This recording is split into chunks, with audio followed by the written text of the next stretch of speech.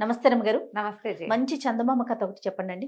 మనకి అనుకోకుండా ఏదైనా సలహా దొరికితే బాగుండనిపిస్తుంటుంది అప్పుడప్పుడు అవును. కదా. ఆ! ఉమ్. ఒకటికి అయాచితంగా లభించిన 3 సలహాల కథ చెప్తా. పూర్వమట ఒక పేద విద్యార్థి ఉండేవాడు. ప్రసన్నచంద్రుడు అతని పేరు. అయితే ఒక గురుకులంలో చదువుకునేవాడు. పాతకాలంలో బీద విద్యార్థులైనా ఏమి ఇబ్బంది లేదు. అమ్మా చక్క నాన్న గురుకులాలు లేకపోయినా ఉండేవి. ఏదో ఒక గురుకులాల్లో చేరిపోతే వీళ్ళు తాపీగా నిదానంగా చదివిచ్చేవాళ్ళు. 18, 20 ఏళ్ళు వచ్చాక 22, 23 ఏళ్ళు వచ్చేసరికి లోకంలోకి వదిలిపెట్టేవాళ్ళు వాళ్ళని. ఆ కాలమే వేరు చేయ. చదువుకునేవాడు ఇప్పుడు వృత్తుల వాళ్ళు కూడా ఏ చేతి వృత్తుల కుటుంబాల్లో పుడితే వాళ్ళ ఇంట్లో ఉంటే ఉంటుంది, లేకపోతే ఎవరి దగ్గర ఆ పని నేర్చుకున్నా వాడికి వచ్చేస్తుంది. అవును. వాడు పొట్టవాడు పోసుకునేవాడు. పని చేయటానికి ఆస్కారము అవకాశం ఉండేది. వృత్తులు పోయాకే భారతదేశం అధోగతి పాలైపోయిందేమో అనిపిస్తుంది. అవునండి. కుల వృత్తులు, చేతి వృత్తులు ఎంత ఉపయోగం కదా రమ్మగారు. అవును, ఉపయోగము. వాళ్ళేమో తాము పైకి రాలేకపోతున్నామని అందరినీ ఒకటే ఘాటును కట్టి ఒకే చదువులో ప్రవేశపెట్టేసరికి ఆ వృత్తులకి ప్రోత్సాహం లేదు. అవును. ఇక్కడ వీళ్ళకి ఉద్యోగాలు లేవు. మనమేమో విదేశాల నుంచి దిగుమతి చేసుకోవాల్సిన చేసుకోవాల్సి పరిస్థితి. వస్తుంది. మనకు కావాల్సిన వస్తువులు కూడా బయట నుంచే తెచ్చుకుంటున్నాం. వస్తున్నాయి. ఏమిటో రకరకాలు అనుకో. అయితే ఈ ప్రసన్నచంద్రుడు చదువుకుంటూ ఉండేవాడు. ఇతనికి ఒక పెద్దనాన్న ఉండేవాడు. హుహు. సోమచంద్రుడు ఆయన పేరు. ఆయన కాశీనగరంలో మంచి అధికార పదవిలోనే ఉండేవాడు. ఈ అబ్బాయి ఇక్కడ చదువుకుంటూ పెద్దవాడు అయ్యాక నేను కూడా కాశీనగరం వెళ్ళి ఉద్యోగం సంపాదించుకోవాలి అనుకునేవాడు. కానీ ఈ కుర్రాడు పెద్దవాడు అవుతున్న క్రమంలోనే సోమచంద్రుడు మరణించాడు. హుహు. వార్త వచ్చింది కానీ ఈ అబ్బాయికి ఆయనకి కనెక్షన్ లేకుండా పోయింది. అయితే ఏమైంది, సరే చదువు అయిపోయింది. గురువుగారు అన్నారు, అబ్బాయి నీకు కాశీ వెళ్ళాలని ఉంది కదరా, దారి బత్తానికి ఏదో ఈ పావలా ఉంచుకో, నీ దారి నువ్వు వెళ్ళు అంటే. ఆ కాలంలో ఇంకొక ప్లస్ ఏమి ఉండేదంటే, ఏదైనా ఒక ఊరు వాళ్ళు కాశీనగరానికి వెళ్తుంటే మధ్యలో సత్రాలు ఉండేవి. హ్మ్. సత్రాల్లో భోజన వసతి లభించేది. ఇందులో కులాల వారీగా సత్రాలు కూడా ఉండేవి. హ్మ్. ఇప్పుడు కూడా మనకు కనిపిస్తుంటాయి చూడు. కనిపిస్తుంది. అయితే ఏమైంది, ఈ అబ్బాయి అలా వెళ్తూ వెళ్తూ నడుచుకు బయలుదేరేటప్పుడు ఏముంది, బళ్ళెక్కితే కొంచెం డబ్బు ఖర్చు, లేకపోతే కాలినడకన నలుగురు పోతుంటే వాళ్ళతో పాటు నడిచి వెళ్ళిపోవటమే. ఈ వెళ్తూ వెళ్తూ వెళ్తూ ఒక గ్రామంలో ఆగాడు.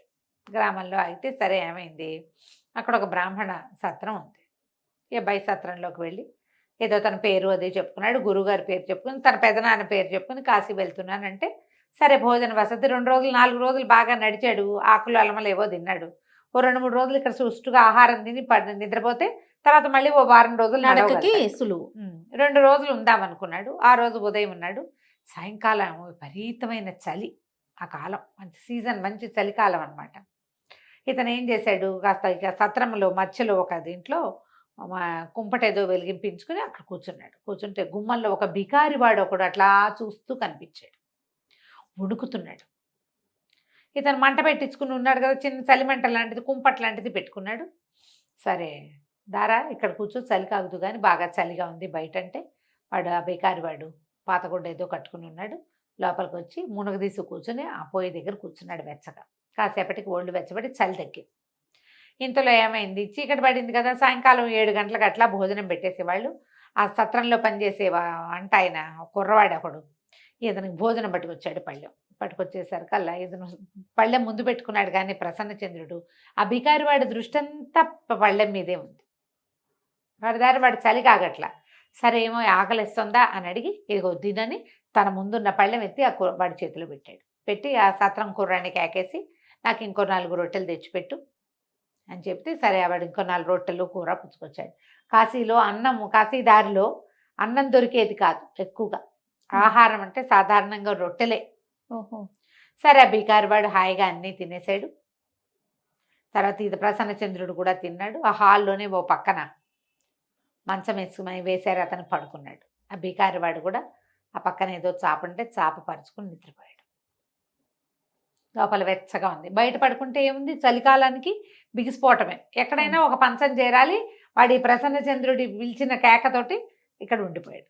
ఉండేటప్పుడు ఏం చేశాడు, తెల్లవారి వెళ్తూ బాబు మీకు బాగా అత్యవసరమైనప్పుడు, ఏ సహాయము లభించట్లేదనిపించినప్పుడు, వేరే దారి లేనప్పుడు ఈ కాగితాలు వాడుకోండి 3 చీటీలు ఇతని చేతిలో పెట్టాడు. వాటి మీద 1, 2, 3 అని నెంబర్లు వేసింది. బాబు జ్ఞాపకం పెట్టుకోండి, నెంబర్ల వారీగానే తెరవాలి వీటిని. మీకు మొదటిసారి అవసరం వచ్చినప్పుడు ఒకటోది, రెండోసారి అవసరం వచ్చినప్పుడు రెండోది, మూడోసారి అవసరం వచ్చినప్పుడు మూడోది తీయండి. ఈ చీటీలు దగ్గర ఉంచుకోండి అని చెప్పి చీటీలు ఇచ్చాడు. ఇస్తే ప్రసన్నచంద్రుడు అనుకున్నాడు, బేకారి వాళ్ళు ఏవో చేస్తారు, ఫకీర్లు వాళ్ళు ఏవో ఐడియాలు. రాత్రంతా మన దగ్గర మన సహాయంతో చక్కగా తిని పడుకున్నాడు. అందుకని వాడికి చెప్తున్నాడు. దానికేం పెద్ద ఏమన్నా అంత వెయిట్ ఇవ్వక్కర్లేదు అనుకున్నాడు. కానీ ఏం చేశాడు, తన పుస్తకాలు వేసుకునే సంచిలో ఆ 3 చీటీలతో మడత పెట్టున్నాయి ఒక పెద్ద పుస్తకంలో పెట్టాడు. సరేనన్నాడు. ఆ బికారి వాడు బాయ్ చెప్పి వెళ్ళిపోయాడు. ఇతను నడిచి నడిచి నడిచి నడిచి నడిచి నడిచి కాశీనగరం చేరుకున్నాడు. ఈ కాశీనగరంలో ఏమిటంటే అప్పుడు పరీక్ష ఇవ్వాలి. పరీక్షలు ఇప్పుడు కూడా కాశీనగరంలో పరీక్షలు ఇచ్చే పద్ధతి ఉంది. ఇప్పుడు వేద విద్యార్థులు వాళ్ళంతా కాశీలో పరీక్షిస్తారు. ఎగ్జామ్ ఇవ్వాలి, అక్కడ ఎగ్జామ్ పాస్ అవ్వాలి. వచ్చిన వాళ్ళు మేము పరీక్షకు సిద్ధంగా ఉన్నామంటే ఓ 10 మంది గ్రూపుని చేసి 10 మందిని పరీక్షించి బాగా చదువుకున్న వాళ్ళని సెలెక్ట్ చేస్తారు. వేద విద్యార్థులకు కూడా అలాగే ఉంటుంది. ఇతను ఈ తన అధికార పదవి కోసం వచ్చాడు కదా, వాళ్ళ పెద్దనాన్న చేసిన పదవి లాంటి పదవి కోసం ట్రై చేశాడు. పరీక్ష ఫెయిల్ అయిపోయాడు, చేయలేకపోయాడు. ఏం చేయాలో తెలియలా. ఏదో సత్రంలో ఉన్నాడు, అన్నం పెడతారు. మళ్ళీ పరీక్షా సమయం రావడానికి 6 నెలలు పడుతుంది. ఈ 6 నెలలు భుక్తి సత్రం వాళ్ళు 3 రోజులు ఉంచుకుంటారు, పంపిస్తారు. ఇంకో సత్రాలు చేస్తే ఇంకో 3 రోజులు. ఎన్ని సత్రాలు తిరగాలి ఇట్లా? అదే 3 డేస్ ఉంచుకుంటారు ఫ్రీగా. ఏం చేయాలో తెలియలా. 3-4 సత్రాలు మారాడు. 20 రోజులు, 1 నెల రోజులు గడిచిపోయింది. వేరే ఏ చిన్న వ్యవహారము ఉద్యోగము కూడా అతనికి కుదరలే. ఎట్లా 6 నెలల పాటు మళ్ళీ పరీక్ష సమయానికి తను ఉండగలడో అతనికి అర్థమే కాల. అప్పుడు ఇలా కూర్చొని ఆలోచిస్తుంటే గుర్తొచ్చింది. ఏమిటా చిట్టి? అతను ఏవో చీటీలు ఇచ్చాడు. సరే వెతికేట పుస్తకాల బ్యాగ్లో కనపడ్డాయి. ఓ పుస్తకాల బ్యాగ్లో అన్ని పుస్తకాలు చేస్తే ఓ పుస్తకంలో 3 చీటీలు. సరే ఒకటో చీటీ తీసాడు. తీస్తే సారనాథ్ ఆరామం దగ్గరికి వెళ్ళు అనుంది. సారనాథ్ ఆరామం ఎక్కడుంది? తనున్న సత్రానికి దూరంగా. అది చలికాలం. మధ్యాహ్నం బయలుదేరి సాయంత్రానికి చేరాడు. చేరి ఆ ఆరామం వాకిట్లో కూర్చున్నాడు. ఏమవుతుంది? కూర్చుని సరే ఏం చేశాడు, ఆరామపు అరుగు మీద పడుకుని నిద్రపోవాలనుకున్నాడు. మరి ఇంకేం చేస్తాడు, మళ్ళీ ఇక్కడి నుంచి సత్రం దాకా నడవాలంటే అర్ధరాత్రి అవుతుంది. మధ్యాహ్నం బయలుదేరి సాయంత్రానికి వచ్చాడు. సాయంత్రం బయలుదేరితే ఎప్పటికి చేరుతాడు? అంతేగా. ఇక అరుగు మీద పడుకోపోయాడు. పడుకోపోతే ఆహారం లేదు, గీహారం లేదు. సారనాథ్ ఆరామల్లో అతనికి ఎవరూ తెలియదు. వాళ్ళు వీళ్ళకి అన్నం పెడతారో లేదో కూడా అతనికి తెలియదు. ఇంకేం ప్రయత్నం చేయలే.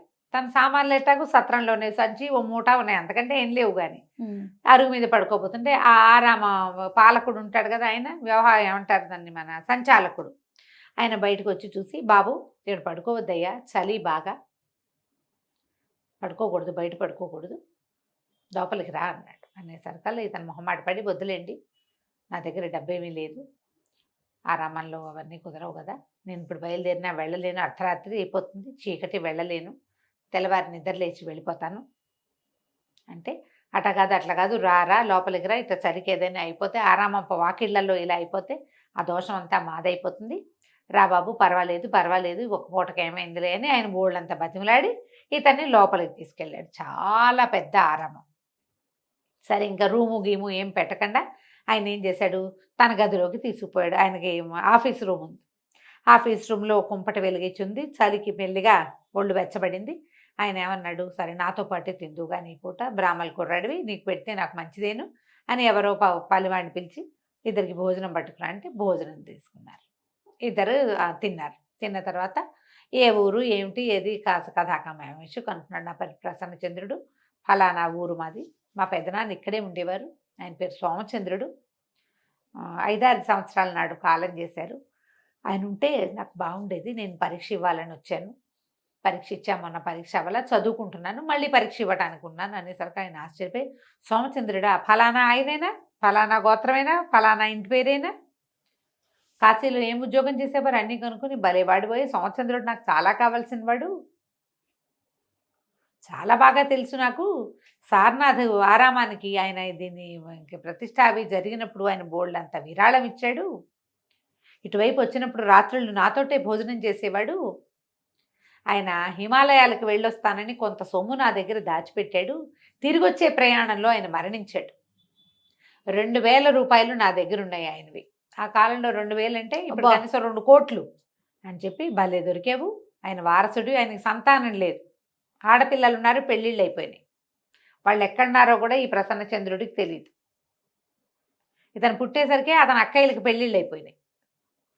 దాంతో ఆయన అన్ని పోల్చుకుని రేపు ఉదయం వేళ నిన్ను ఒకసారి చూస్తానని ఉదయం వేళ చూసి ఆ ప్రసన్నచంద్రుడికి ఆయన సోమచంద్రుడి పోలికలు ఉన్నాయని గ్రహించుకుని మొత్తం అతని వివరాలన్నీ తీసుకుని అవన్నీ రాసి పెట్టుకుని 2000 రూపాయలు ఈ ప్రసన్నచంద్రుడికి ఇచ్చాడు ఆయన.